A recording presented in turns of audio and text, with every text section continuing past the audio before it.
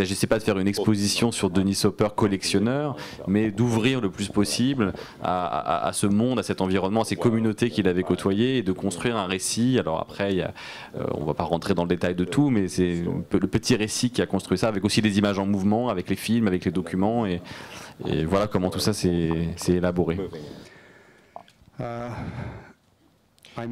L'exposition à la Cinémathèque est absolument magnifique et c'est une chose très importante pour moi.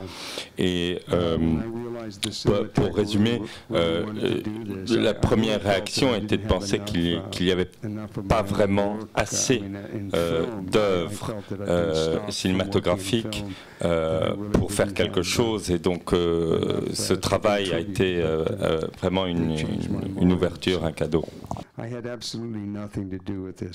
Donc, je dois dire que j'ai donné une carte blanche absolue à Mathieu. Généralement, je conduis l'accrochage de mes expositions. Je l'ai fait au Stedelijk à Amsterdam, à l'Ermitage à Saint-Pétersbourg, à Moscou, à Vienne au MAC.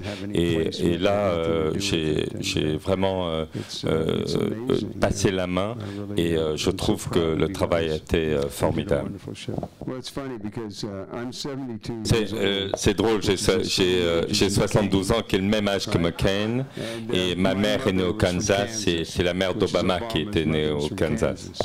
Et la Cinémathèque aussi a 72 ans, elle a été fondée en 1936. Et moi je suis né à l'époque de ce qu'on appelle le Dust Bowl, quand la terre avait été mal exploitée et est devenue une sorte d'énorme bassin de poussière, et j'ai dû porter un masque à gaz 3 jours par semaine pour aller à l'école.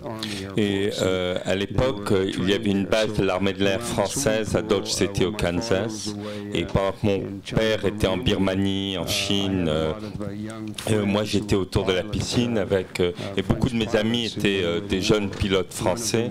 L'un d'entre eux était un pianiste virtuose de Marseille. Et ça, c'était là ma première French Connection.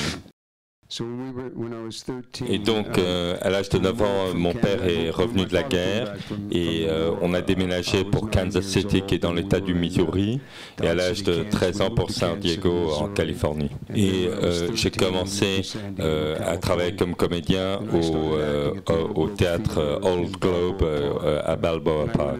Et à l'âge donc de 18 ans, j'étais sous contrat avec la Warner, et j'ai fait La Fureur de vivre avec James Dean en 1955.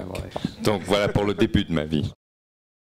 J'ai refusé de faire ce que Hathaway me demandait, qui était de suivre chaque direction minutieuse, de me dire quand il fallait que je ramasse une tasse, quand il fallait que je tourne à gauche ou à droite, que mon regard fasse ceci ou cela.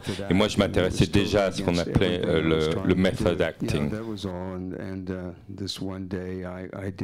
Et un jour, on avait une scène, il y avait 10 répliques, et on a dû faire 84 prises. Et bien, voilà, c'était simplement la fin de ma carrière de comédien à Hollywood. Et donc j'ai quand même eu beaucoup de chance, parce que c'est James Dean, qui venait de mourir, qui m'avait initié au method acting, et donc c'est grâce à ça que j'ai pu partir pour l'Actors Studio pour New York, et puis par la suite être le co-scénariste et le réalisateur d'Easy Rider.